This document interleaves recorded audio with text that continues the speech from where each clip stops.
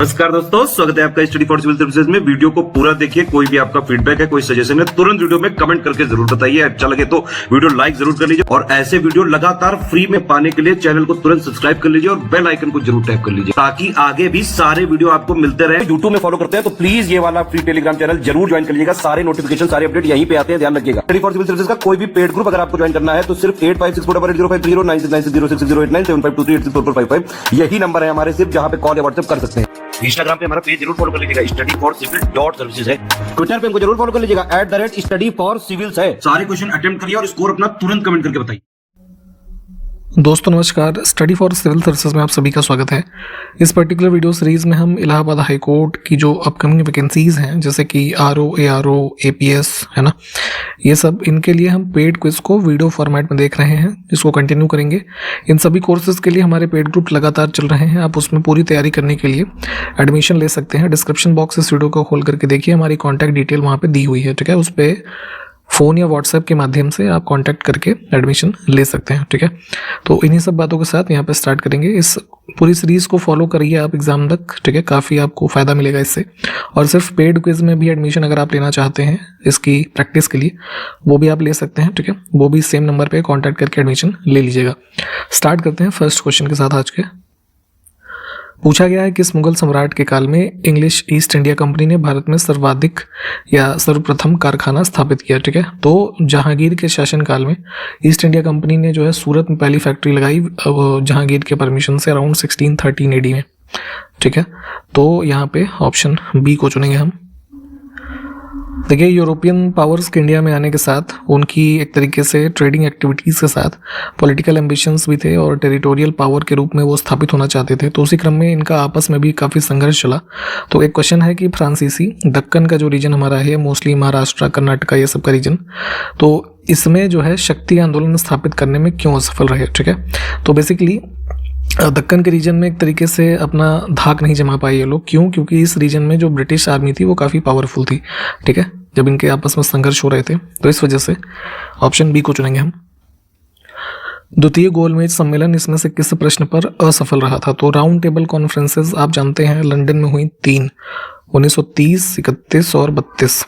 तो दूसरी वाली काफ़ी पॉपुलर है क्योंकि इसमें महात्मा गांधी जो है कांग्रेस की तरफ से पार्टिसिपेट किए, और यहाँ पे ये वाला भी फेल रहा, ठीक है। क्यों? क्योंकि इसमें कम्युनल रिप्रेजेंटेशन का जो मामला था, है ना, इस पे सहमति नहीं बनी। पुलिस स्मृति दिवस जो है किस तिथि को मनाते हैं? तो जिन पुलिस ऑफिसर्स ने अपनी सर्विस देते हुए देश के लिए अपनी जो है जान गंवाई है, तो उनको एक तरीके से सम्मान दिया जाता है। इस डे को ऑब्जर्व करते हैं प्रतिवर्ष। कौन सा डे होता है? 21 अक्टूबर। किस दिल्ली के सुल्तान के दरबार में चंगेज खान ने अपना एक राजदूत भेजा था? तो चंगेज खान जो है एक मंगोलियन इन्वेडर था। देखेंगे दिल्ली सल्तनत के जब शासन चल रहे थे उसी समय इसने इस रीजन पे अटैक करने की कोशिश करी सबसे पहली बार। और यहाँ पे देखेंगे तो शासनकाल है ये इल्तुतमिश का, इसमें ही इसने अपना एम्बेसडर भेजा था। और एक क्वेश्चन ये पूछते हैं कि जो है किसके शासनकाल में पहली बार चंगेज खान जो है इसमें किस नदी के तट पे देखा गया, ठीक है। तो सिंधु नदी, इंडस, है ना। मंगोलिया को मैप पे आप एक बार लोकेट कीजिएगा तो इनके आने का क्रम आपको पता चलेगा। तो ये क्वेश्चन भी ध्यान रखिएगा। एक स्ट्रक्चर है हजार सितून महल किसने बनवाया था? तो दिल्ली सल्तनत के काल में ही खिलजी डायनेस्टी के दौरान अलाउद्दीन खिलजी ने इसको बनवाया था, ठीक है। जो सिरी फोर्ट का एरिया था उसके ही सराउंडिंग में, ठीक है, दिल्ली में। Option first. किस स्तर से ऊपर की ध्वनि को खतरनाक ध्वनि प्रदूषण माना जाता है? तो एक स्टैंडर्ड है लगभग इस जैसे पहले तो ये जानिए डीबी क्या होता है, ठीक है। तो डेसिबल, ठीक है, साउंड को मेजर करने की यूनिट होती है, ये भी ध्यान रखेंगे। तो 80 डेसिबल से ऊपर का साउंड लगभग एक हफ्ते से ज़्यादा अगर रेगुलरली आप सुन रहे हैं तो आपके लिए काफ़ी वो हैज़ार्डस हो सकता है, ठीक है। तो इसको ध्यान रखेंगे। ऑप्शन बी हमारा सी यहाँ पे जो है ये करेक्ट होगा इस क्वेश्चन में। इसके ऊपर की जो ध्वनि है उसको एक नॉइस पोल्यूशन की कैटेगरी में माना जाता है। और ये क्वेश्चन पूछा जाता है कि जो हमारे ईयर्स हैं वो कितने मतलब डेसिबल के बीच जो साउंड है वो सुन सकते हैं, ठीक है। तो 20 हर्ट्ज से 20 किलो हर्ट्ज, ठीक है, इस रेंज को भी ध्यान रखना है। देखिए कोई एक, मान लीजिए किसी बर्तन में सैंड है और नेफ्थलीन की बॉल्स हैं, ठीक है, तो उसको कैसे अलग कर सकते हैं? तो आप जानते हैं नेफ्थलीन या फिर जैसे कपूर हो गया, ठीक है, ये सब क्या होते हैं, इसमें सब्लिमेशन हो जाता है। तो यहाँ पे अगर सब्लिमेशन की घटना हो जाए तो सैंड उसी में रह जाएगा और ये जो है अलग हो जाएगा, या यहाँ से कह लीजिए वेपराइज हो जाएगा, ठीक है। नेक्स्ट है शिग्मो, एक फसल उत्सव है जो भारत के किस राज्य में मनाया जाता है, ये बताना है। तो स्प्रिंग सीजन में एक हार्वेस्ट फेस्टिवल के रूप में इसको मनाते हैं स्टेट ऑफ गोवा में, है ना, जो हिंदू कम्युनिटी मेनली है वो सेलिब्रेट करती है। किस मुगल बादशाह ने सिजदा जैसी पुरानी रीति को समाप्त किया था? तो दिल्ली सल्तनत में जब बलबन का शासनकाल था तो बलबन ने 2 प्रथाएं स्टार्ट की, सिजदा और पैबोस। ये बेसिकली जो सुल्तान था उस समय, है ना, बलबन से स्टार्ट हुई चीज़ें, तो उसको एक तरीके से सैल्यूट करने की एक प्रथा थी, ठीक। तो ये लगातार चलती रही। फिर मुगल टाइम पीरियड में आकर के देखेंगे तो जो है शाहजहां के टाइम पीरियड पे, ठीक है, इसने इसको अबॉलिश किया, इस प्रैक्टिस को। ऑप्शन बी को चुनेंगे, ठीक है। और इसी के स्थान पे जो है एक चहार, है ना, तस्लीम, ये प्रथा स्टार्ट की थी। तो थोड़ा ये बताइए क्या थी ये, है ना, पढ़ करके बताइएगा, कमेंट करिए। निम्नलिखित युग्मों में से कौन सा सही सुमेलित नहीं है? तो यहाँ पे कुछ शासकों के नाम लिखे हैं और मुख्यतः मध्यकाल में वो किस क्षेत्र के शासक रहे उसका नाम लिखा है, ठीक है। तो गलत इसमें अगर हमें देखना है तो यूसुफ आदिल शाह, ये अहमदनगर का नहीं बल्कि बीजापुर में देखेंगे ना, बीजापुर में जो है एक आदिल शाही डायनेस्टी हुई, ठीक है, तो उससे संबंधित था ये। अन्य विकल्प ठीक है, इनको आप एक बार पढ़ करके देख लीजिए। निम्नलिखित में से किसने सर्वेंट्स ऑफ इंडिया सोसाइटी की स्थापना की थी? तो 1905 में पुणे में जो है गोपाल कृष्ण गोखले जी के द्वारा इसकी स्थापना हुई। और उस समय के जितने भी कह लीजिए रिलीजन्स और एथनिक समूह से लोग थे, तो वेलफेयर वर्क, है ना, करना मुख्य रूप से इस समूह का गोल रहा। किस सूक्ष्म जीव के द्वारा हेपेटाइटिस बी की बीमारी होती है, ठीक है, तो इसका कॉजेटिव जो ऑर्गेनिज्म है वो वायरस होता है। ऑप्शन ए को चुनेंगे। कौन सा हमारा बॉडी का ऑर्गन जो है या पार्ट इससे इन्फेक्ट होता है, जरा कमेंट करके बताइए। सेरेब्रल पाल्सी जो कि एक मस्तिष्क संबंधित विकार है, इसमें से सामान्यतः किन में पाया जाता है? तो जो न्यू बॉर्न बेबीज होते हैं या यंग चिल्ड्रन कह लीजिए, उनमें ये प्रवृत्ति देखी जाती है, ये बीमारी। और इसमें होता क्या है कि जो बॉडी है ना, वो बॉडी का मूवमेंट अफेक्ट होता है और मसल जितनी भी बॉडी की है उसका कोऑर्डिनेशन आपस में नहीं हो पाता। निम्नलिखित में से कौन सी धातु चुंबक के द्वारा आकर्षित नहीं होती? तो नॉन मैग्नेटिक या कह लीजिए बहुत ही वीक मैग्नेटिज्म जिनमें होता है, उसमें से इन विकल्पों में क्या हो जाएगा हमारा? एल्युमिनियम हो गया। इसके अलावा जैसे गोल्ड, ठीक है, लेड, सिल्वर, इसके अलावा क्या हो गया? प्लैटिनम, ब्रास, ये सब जो है चुंबक से आकर्षित नहीं होते। विश्व की सबसे गहरी झील कौन सी है? ठीक है, डीपेस्ट लेक। यहाँ पे जैसे कई तरह के टर्म होते हैं, लार्जेस्ट लेक, डीपेस्ट लेक, है ना, तो या फिर जिसमें सैलिनिटी सबसे ज़्यादा है, तो ये सब टर्म्स अलग अलग होते हैं, उस हिसाब से इसको पढ़ा करिए। तो गहराई के हिसाब से देखें तो सर्बिया रीजन जो रशिया में है, तो लेक बैकाल इसका आंसर हो जाएगा, ठीक है। देखिए बे ऑफ बंगाल में गंगा नदी जो है डेल्टा का निर्माण करती है। थ्रू आउट रास्ते से जितना भी सिल्ट और ये जैसे पेबल्स वगैरह हो गए, पत्थर वगैरह, इन सब का डिपोजिशन होकर के डेल्टा का निर्माण होता है, ठीक है। तो आकृति वाइज जो है ये टाइप्स होते हैं डेल्टा के। तो अगर गंगा नदी का जो पूछा जा रहा है कि किस प्रकार के डेल्टा का ये निर्माण करती है, तो आर्कुएट डेल्टा, है ना, एक चाप के आकार का कुछ इस तरीके से। मैप एक बार लोकेट कर लीजिएगा, ऑप्शन फर्स्ट हमारा करेक्ट हो जाएगा इसमें। नेक्स्ट है रियो ग्रैंड नदी किन दो देशों की सीमा बनाती है? तो अमेरिकन रीजन में जो है यूएसए और उसके नीचे मैक्सिको, ठीक है, इनके मध्य बाउंड्री बनाने का कार्य करती है रियो ग्रैंड रिवर।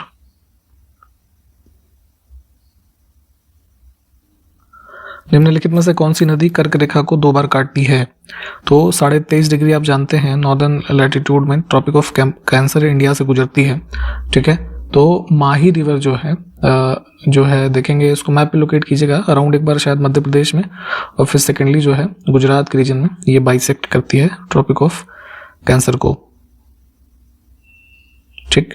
और वहीं देखेंगे उसमें अफ्रीकन कॉन्टिनेंट में तो ये है लिम्पोपो रिवर, ठीक है। तो ये ट्रॉपिक ऑफ कैप्रिकॉर्न जो 23.5 डिग्री साउदर्न लैटिट्यूड की जो हमारी रेखा है उसको 2 बार बाइसेक्ट करती है, तो इसको भी लगे हाथ याद रखिएगा, ये भी क्वेश्चन पूछा जाता है। इंग्लिश के कुछ क्वेश्चंस को देखेंगे यहाँ पे अब। Choose the word which best expresses the meaning of the word, ठीक है। तो सिनोनिम एक तरीके से देखना है। वर्ड हमारा है आर्डुअस, है ना। तो जैसे सेंटेंस में हम इसको यूज़ करते हैं कि जो है some work is very arduous in nature, है ना, कि यानी कि कोई कार्य जो है बहुत ही कठिनाइयों भरा या कह लीजिए बहुत ही दुष्कर है। तो वैसा ही सेम वर्ड होता है ये स्ट्रेनुअस। इसका मतलब ये है कि काफ़ी एफर्ट डालने वाला कार्य करना या एनर्जी के साथ कार्य करना, जो ऑलमोस्ट, है ना, काफ़ी मेहनत लेने वाला है। नेक्स्ट हमारा एक वर्ड है क्विसेंट, ठीक है। क्विसेंट का मतलब होता है कि something which is kind of dead, है ना, ऐसे समझ सकते हैं। या फिर जैसे कोई चीज़ है तो वो कह सकते हैं इन अ स्टेट ऑफ इनएक्टिविटी है, ठीक है। तो ऐसी इसके विपरीत में हमारा वर्ड क्या हो जाएगा, एनिमेटेड, है ना। ऐसी कोई चीज़ जो हर समय चलायमान है, जैसे कि फ़ोन वगैरह में आप कोई एनिमेशन देखते हैं ना तो क्या होता है, वो हमेशा चलता रहता है ना। तो इन अ स्टेट ऑफ एक्शन कह सकते हैं इसे। तो ये इसका हमारा ऑपोजिट हो जाएगा। नेक्स्ट हमारा एक वर्ड है करेक्टली स्पेल्ड बताना है। तो वर्ड होता है कमेमोरेट, है ना, किसी भी चीज़ का पुनः स्मरण करना या कोई चीज़ का सेलिब्रेट करना, है ना, किसी एक इंटरवल के बाद। तो ऑप्शन फर्स्ट की स्पेलिंग जो है वो सही है। अब एक सेंटेंस है, किस पार्ट में एरर है उसको यहाँ पे देखिए पार्ट्स में डिवाइड किया गया हुआ है, ठीक है। तो पहला वर्ड ही गलत है, बिसाइड्स, है ना, यहाँ पे एस मिसिंग है। Besides writing is my hobby, आगे सेंटेंस है, ठीक है, ठीक है। ये इसको करेक्ट करेंगे हम part first.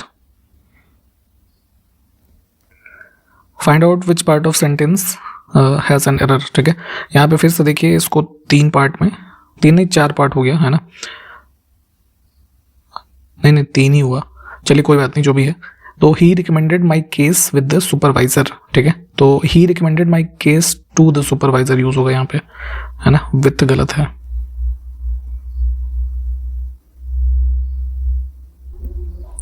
Choose the correct alternative, तो ब्लैंक्स में भरना है हमें, do not your own personal views upon the reader, ठीक है। तो डू नॉट इम्पोज, है ना, अपने व्यूज रीडर के ऊपर ना थोपें, इस तरीके से कुछ सेंस बनेगा। फिर से यहाँ पे ब्लैंक्स को फिल करना है। This school isn't from the last one, ठीक है, कि यह स्कूल पिछले स्कूल से भिन्न नहीं है, कुछ हिंदी में ऐसा हमारा मतलब बनेगा। तो this school isn't any different, है ना, ये हम यहाँ पे यूज करेंगे। नेक्स्ट हमारे पास एक इडियम है और इसका मीनिंग बताना है, टू बरी द हैटचेट, ठीक है। तो बेसिकली यहाँ पे ऑप्शंस में देखें तो पहला ही चुनेंगे, टू मेक पीस, ठीक है। मान लीजिए किसी से आपका झगड़ा हो रहा है तो उस केस में हम इसको यूज़ करते हैं कि लेट्स एंड द क्वेरल या फिर कॉन्फ्लिक्ट एंड बिकम फ्रेंड्स, ठीक है। तो उस सेंस में इसको यूज़ कर सकते हैं। यहाँ पे हमारे पास एक सेंटेंस है, उसमें कुछ पार्ट कोटेड है, ठीक है, ब्रोक अप जैसे यहाँ पे कोटेड है। तो इसको इम्प्रूव कैसे कर सकते हैं हमें ये देखना है। तो सेंटेंस है कि she angrily broke up the letter, यानी कि उसने गुस्से में पत्र को फाड़ा या फाड़ दिया। तो पत्र यानी कागज़ है ना, तो कागज़ फाड़ने के लिए टोर अप यूज़ करते हैं, ब्रोक अप नहीं। Option first. हिंदी के अब कुछ क्वेश्चन को देख लेते हैं। हस्तलिखित हमारे पास एक शब्द है, इसमें कौन सा समास है। तो हस्तलिखित में जो है तत्पुरुष समास होगा, ठीक है, क्योंकि यहाँ पे जो उत्तर पद है वो हमारा प्रधान है। नेक्स्ट है उत्थान का विलोम शब्द हमें बताना है। उत्थान का विलोम होता है पतन, पतन नहीं पतन, यहाँ पे देखिए ना, कंफ्यूज करने के लिए ऐसे दे देते हैं, ठीक है। तो शुद्ध रूप से पढ़ना भी ध्यान से देखा करें। निम्नलिखित में से निशीथ का पर्यायवाची शब्द इसमें से कौन सा नहीं है। सी ऑप्शन को चुनेंगे, तम, ठीक है। तम पर्याय देखिए, निशीथ का अर्थ होता है रात्रि, रजनी, निशा, ये सब। तम जो है वो अंधेरे का पर्यायवाची है, ठीक है। अंधेरा, तिमिर, अंधियारा, ये सब जो है। अरविंद का पर्यायवाची इसमें से कौन सा नहीं है, ठीक है। तो अरविंद, पंकज, जलज, अंबुज, ये सब कमल, है ना, इनके पर्यायवाची हैं। जो है मिलिंद नहीं होगा। मिलिंद किसका पर्यायवाची होता है, भौरे का। ठीक है, भौरा, भ्रमर, मधुकर, भृंग, है ना, ये सब जो है।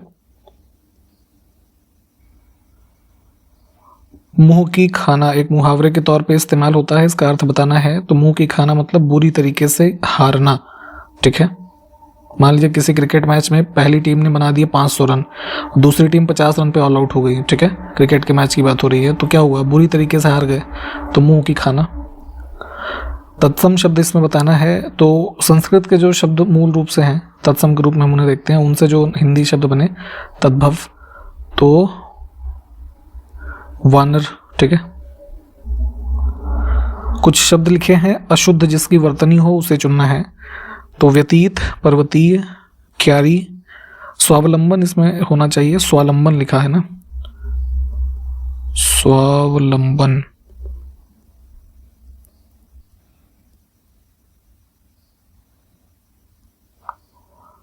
उच्च कुल में पैदा हुआ व्यक्ति, उसके लिए एक शब्द क्या होगा, ठीक है, तो इसको बोलते हैं कुलीन, ठीक है। निम्न कुल में पैदा होने वाले व्यक्ति के लिए क्या इस्तेमाल होगा, कमेंट करिए जरा इसको। निम्नलिखित में से किसमें वृद्धि स्वर संधि है, ठीक, तो जो है महौषध, ठीक है, महाधन औषध, तो ये हो जाएगा हमारा वृद्धि संधि। अब कुछ कंप्यूटर के क्वेश्चंस को देखेंगे हम यहाँ से। देखिए मैं बार बार रिपीट कर रहा हूँ, प्रैक्टिस बहुत ज़रूरी है। इस पेड क्विज में भी आप एडमिशन ले सकते हैं, क्योंकि जब तक प्रैक्टिस आप एग्जामिनेशन तक जो है 8-10 हज़ार क्वेश्चन की नहीं करेंगे तो एग्जाम में आपसे जो है जानबूझ के भी गलतियां, सिली मिस्टेक्स होंगी और आपका सिलेक्शन वहीं से रुकता है।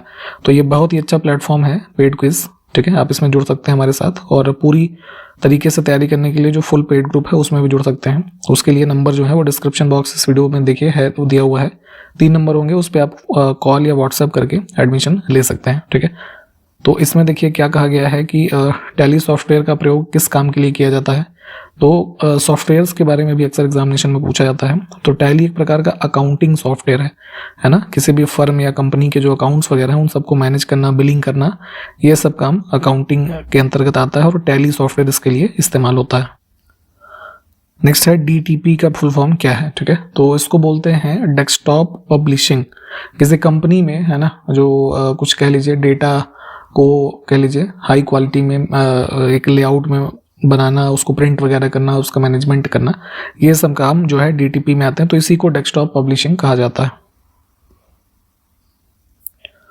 इसमें से कौन सी सूचना प्रौद्योगिकी की शब्दावली नहीं है, ठीक है, तो IT terminology, cyber space, upload, modem, optical storage गलत हो जाएगा इसमें, है ना, और स्टोरेज को हम यूज कर सकते हैं एक तरीके से, या फिर जैसे आजकल वर्चुअल स्टोरेज वगैरह काफी पॉपुलर है।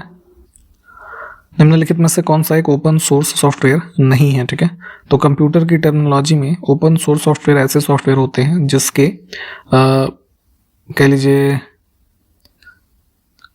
यूज करने को या उसको फर्दर स्टडी करने को, सॉफ्टवेयर को उसको थोड़ा चेंज करने को, डिस्ट्रीब्यूट करना, या सॉफ्टवेयर का जो सोर्स कोड है उसको चेंज करना अलाउ है ना, किसी पर्टिकुलर लाइसेंस के अंतर्गत, ठीक है, तो वो ओपन सोर्स सॉफ्टवेयर के अंतर्गत आते हैं। अब इसके एग्जांपल्स में ओपन सोर्स सॉफ्टवेयर जो है इसमें इंटरनेट एक्सप्लोरर जो है ऐड हो जाएगा, जो माइक्रोसॉफ्ट का एक बेसिक हमारा ये ब्राउज़र है ना, वेब ब्राउज़र, तो ये ओपन सोर्स सॉफ्टवेयर नहीं है। इसमें से क्या टर्म जो है वो उपयोगकर्ता यानी यूज़र और कंप्यूटर का जो हार्डवेयर है उसके बीच जितने भी संसाधन हैं तो उसके बीच में एक इंटरफेस का कार्य करता है। तो दोनों को लिंक करने का या दोनों को जो है एक तरीके से एक दूसरे के कंपैटिबल बनाने का, यानी कि यूज़र उस हार्डवेयर को यूज़ कर सके। क्या हेल्प करता है कंप्यूटर में हमारी, उस हार्डवेयर में जब तक ऑपरेटिंग सिस्टम नहीं डलेगा वो चलेगा कैसे, है ना, तो यही एक इंटरफेस है हमारा। नेक्स्ट है, जब आप कंप्यूटर को चालू करेंगे तब बूट रूटीन निम्नलिखित में से किसको टेस्ट करेगा। तो बेसिकली होता क्या है कि जब हम कंप्यूटर सॉफ्टवेयर को ऑन करते हैं, मतलब कंप्यूटर को ऑन करते हैं, तो ऑपरेटिंग सिस्टम हमारा है जो डिस्क ड्राइव टेस्ट करता है पहले, ठीक है, ये कंडक्ट होगा सक्सेसफुली जितनी भी हमारी ड्राइव्स हैं, उसके बाद उसी ड्राइव में से ऑपरेटिंग सिस्टम को ढूंढेगा जहाँ पे है, और जो ऑपरेटिंग सिस्टम इंस्टॉल्ड है उसी के बेस पे कंप्यूटर हमारा फिर ऑन होगा। तो ये बूट का एक रूटीन होता है ना, चाहे तो डिटेल में इसको पढ़ लीजिएगा। विप्रो जो कि एक फेमस आईटी कंपनी है ना, वर्ल्ड वाइड जो प्रेजेंस इसका अवेलेबल है, तो इसके प्रमुख कौन है, ठीक है। तो ओनर जो है, हेड कह लीजिए, अजीम प्रेमजी, ऑप्शन फर्स्ट। निम्नलिखित में से कौन सा नाम एक ख्यातिलब्ध आईटी या फिर सॉफ्टवेयर कंपनी का नाम नहीं है। तो जैसे अभी हमने विप्रो की बात की, इन्फोसिस, ठीक है, आईबीएम, ये सब हमारी फेमस आईटी कंपनीज हैं। टोयोटो जो है, या ये एक जापानीज कंपनी है जो कार मैन्युफैक्चरिंग करती है, या कह लीजिए ऑटोमोबाइल से संबंधित है।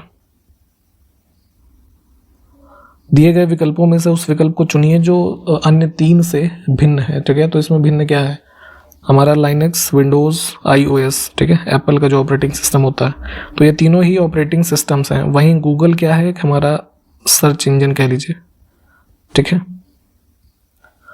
दुनिया का पहला प्रोग्रामर, कंप्यूटर प्रोग्रामिंग जो की जाती है, तो पहला प्रोग्रामर किसे माना जाता है। तो एडा लवलेस। एक जीके के फैक्ट पे इस नाम को ध्यान रखेंगे, ठीक है।